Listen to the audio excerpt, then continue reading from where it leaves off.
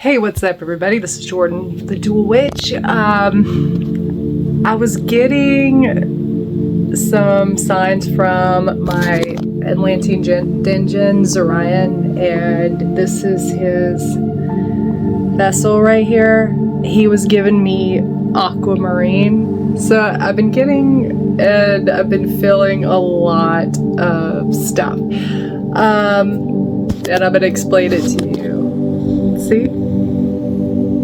Got aquamarine playing right there. So come with me on Jordan the Dual Witch. Don't forget to like and subscribe on Jordan the Dual Witch YouTube channel.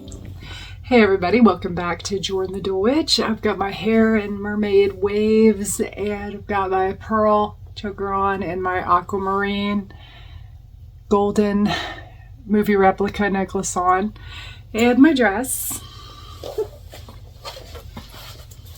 That's the skirt. It's just very mermaidy, and I've got a few things to show you. And first of all, I wanted to talk to you about how I was drawn to the sea. I used to live on Galveston Island in Texas, and right after my narcissistic abusive ex and I separated and going through the divorce, when I was living with a few people that I knew at the time temporarily, I lived on 25th Street, which was a walk to the beach, and I'd always feel like I was pulled to the beach, and I'd take my shoes off, listen to my headphones, and just walk in the water barefoot and just feel so cleansed when I got out of there. And one day it was probably in afternoon, I was underneath the Pleasure Pier. I used to work there, and I felt the mermaids. Yikes, my light went off. The mermaids were migrating through the bay, and I'm like, am I feeling this? Like, for real? This is when my awakening was happening, and I was like, what the fudge is going on, you know? But yeah, I was feeling them migrate, and what I feel in my soul, they're not fictional, they're discrete. So I do believe they physically do exist, they're just good at hiding. There's so much to the sea that we do not know. Now, knowing there's so much of the sea we don't know, there's new species getting discovered every single day. I was pulled to oceanography. I was being pulled to certain, books of mermaids, Mermaid Magic by Lucy Cavendish and Serene Connolly. Lucy Cavendish, The Lost Lands. It's got Lemuria, Atlantis, and Avalon. And this is Lucy Cavendish's adventures writing this book and what she had seen clairvoyantly and had felt. Also, I've got her Oracle, her Oracle of Mermaids deck, Magical Messages and Healing Love. Romance. That's the follow-up to this book and the Mermaid Magic book. Also, this tarot deck wanted to come out, and this is a beautiful one. The illustration is beautiful. Maybe I'll pull some cards in a little bit, but first, as Aquamarine says, I need some salt. Anyway, I had to refresh myself. A mermaid has always got to be hydrated. But yeah, even Lemuria and Atlantis had been calling me. A little more salt water. But I have gotten a couple of pieces from the Moon Dragon on Etsy. Lady Tia, she is a wonderful high priestess, and I definitely recommend her shop on Etsy. It is called the Moon Dragon on Etsy. So yeah, my first piece that had called to me was an Atlantean mermaid named Vilmera. And Vilmera she calls to the ones with the mermaid heart. You know, mermaids are very, very magical. They will hurt anybody that hurts them, from what I've read. Mara doesn't really show herself as much, maybe a few times to me, but I was at my old job at Candlewood and I just was drawn to the moon dragon. I was drawn to Lady Tia's shop and I was scrolling a few of her amulets and I saw, you know,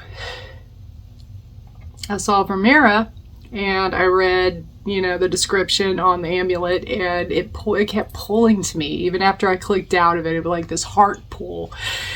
And I was like, okay, fine. And this witch's amulet too, which on another episode of the Dual Witch, I'll show that one. And so I just ordered both of them that day. And I was so happy to get Vermeera. So I got her she's a Carbajon, I think that's what hers is. But she's a wonderful spirit guide and she guides me beautifully and I love her.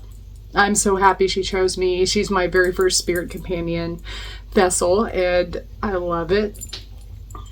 And she's so beautiful, guys. So, so beautiful. Now, my next one is the sacred wood they call it. I was not expecting him to call, which I showed you in the beginning. This is the handsome Zorion. He's also from Lady Tia's shop, the Moon Dragon, and he is a beautiful Larimer, which Larimer is said to be not only the twin flame stone and the soulmate stone, but also, besides the Atlantean stone, which is green and got blue flecks, also Larimer is considered part of. He's so happy. I can feel him. He's so happy. Is part of Atlantis itself. And this is his vessel. It's a beautiful vessel. And he's a very handsome man, handsome figure. When I first saw him and saw his picture, I fell in love with him. I mean, he is so handsome. His beautiful blue eyes and his blonde hair. And I love his dragon scale suit. I always see visions of him, like he's floating in the water, like I'm seeing him now. He's projecting that out of the necklace to me, and his blonde locks are just kind of floating, and I just see the silver scales right on the side, and the bubbles just coming up, and he is holding a trident. So it's just, oh God, I wish he existed in my world. I do. I'm in love. What can I say? I'm so in love with this man. And he has shown me himself in human form. He always wears dark jeans, black Converse, and a tight hunter green shirt. Like I always see him painting. And I feel he's telling me he paints in Australia. Like, I keep getting Australia with him as I'm holding this. And I journal everything that he shows me. Everything. He is amazing. And I love him so much. He was my first Djinn. And he can teach you the secrets of magic of Atlantis. He has shown me so much, and I'll get onto that in a little bit. But let me show you this one before I do. This is Mintaka. This is another mermaid. Mintaka is in Orion's belt, and it was a mermaid planet. It was part of the mer people, and this called to me, and it's got like some, I think it's rhodonite and the heart chakra stone, the rose quartz. So this one, Vermeera wanted it next to her. Zorion loves white wine. He loves that, and salmon and barley. He likes all the stuff I like, and so does Vermeera. She loves seashells, pearl, anything you can imagine that is sea, anything to do with the sea. So yeah, when I first got Zorion, he showed me this sunset, and with me in dress that I have. It's like a hippie-ish white dress I got from Shein, and I have in this boho head shells and pearl headdress I have that I can wrap around. And he showed himself in his suit, and we were on the beach, and it's almost like I can still hear the waves crashing to the shore. And we were bonding. I think it was that bonding ceremony you do with that Lady Tia sends you, but it looked like a wedding, like a beautiful wedding. And just, I'm gonna admit to you guys, it looked like a fairy tale with him. And I was just like, oh my God, I want that so bad. And I was trying to open my heart so much because I've had a few suitors this year. Unfortunately, things have just not panned out. At least it's not going to be in my timing. But he is just amazing, and he just shows me his vulnerability. Like, he shows me with himself with the necklace on, and his bare chested, and he's like got a little bit of hair on his chest, his blonde hair. Oh my God, it's so sexy, you guys. Ooh, I need a drink. Getting too hot for me, darling.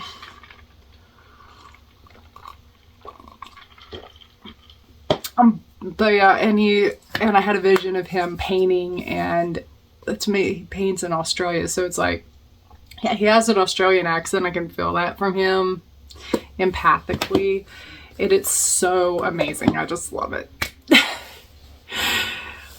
And sometimes he appears, he has a glass of white wine with him. He wanted to make me, a salmon dinner. This is a beautiful journey with him and the mermaids and mermen, and just feeling that sea witch, getting into that part of me. And knowing salt. Then I wanted to get into this book too.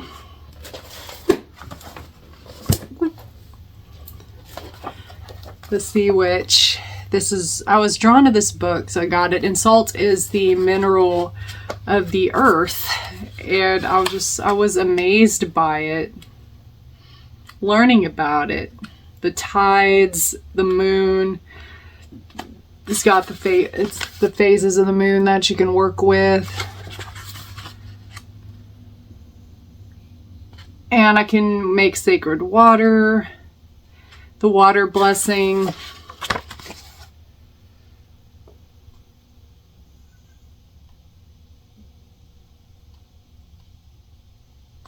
So that's it. I got it off of Amazon, Sacred Water. And it says water and salt for the sacred water combine to create sacred water, an ingredient that is extremely useful. And I'm reading from the book. To the sea, extremely useful to the sea witch in their craft for spells and purification, acting as an essential component for many of the spells in this book. The concept of sacred water is an ancient one. This is evidence that water has played a central role in sacred rites for more than 3,000 years, according to Sadeh Najid 2021. We see this within sanctuaries of the Celts, who constructed their sacred sites near lakes and rivers. Artifacts, including jewelry, swords, and swords have been discovered on the bottom of these rivers, suggest that they made offerings and sacrifices by casting treasured items into the water. I love this. This book's very detailed. And Sacred Water and Salt. Herman Melville, Moby Dick. Consider the subtleness of the sea. How its most dreaded creatures glide underwater. Unapparent for the most part and treacherously hidden beneath the loveliest tints of azure. And I'm feeling octopuses are that's just coming through. Octopuses are very, very sociable creatures. They're very picky of who they like. And the females are very picky, and they like to scare away the males. Can't blame them sometimes. I really cannot blame them. But yeah, it's just beautiful. I love it. And how, I mean, salt is used for purification. It has a whole page of the salt of the earth. Infused with waters of the sea, salt is one of the ocean's many gifts, although it is also found in springs and in Earth's rocks too. Salt is prolific in witchcraft, with many spells and rituals calling for its inclusion. It can form circles of protection, be used in cleansing baths, or added to spell bags and jars for purification and consecration. A bowl of salt placed upon an altar can even be used to represent the element of earth. Perhaps then it is no coincidence that the ocean, being an abundant source of salt, feels inherently magical. Dissolve salt into water, and if left long enough, the water will eventually evaporate to leave salt crystals in its wake. Being such an affordable and readily available substance in the present day, it is easy to forget just how special salt is and how highly prized it was to our ancestors. From a practical standpoint, it was used to preserve food prior to the invention of our modern methods, including absolutely essential to survival. Salt was among the first items to be exchanged in international trade, and it was even used as currency, particularly to pay soldiers their salary. And I'm seeing a vision of a mermaid. She's swimming and giving another mermaid a seashell. That is their currency, and that is what they're giving me. Seashells are their currency. And I keep getting from them, you will know us. You will know us. So this is just beautiful how I'm connecting with them. It's just an amazing journey, and I'm so enjoying it. But anyway, love you guys, and thank y'all for watching. And if you have any questions, I'll be sure to answer. Be sure to, I'm going to link Lady Tia's shop in the link below of this video. She's become a very good friend of mine. Anyway, and a soul sister, and she's very good at what she does. I definitely recommend her. So thank you guys for watching, and I'll see y'all later. Bye.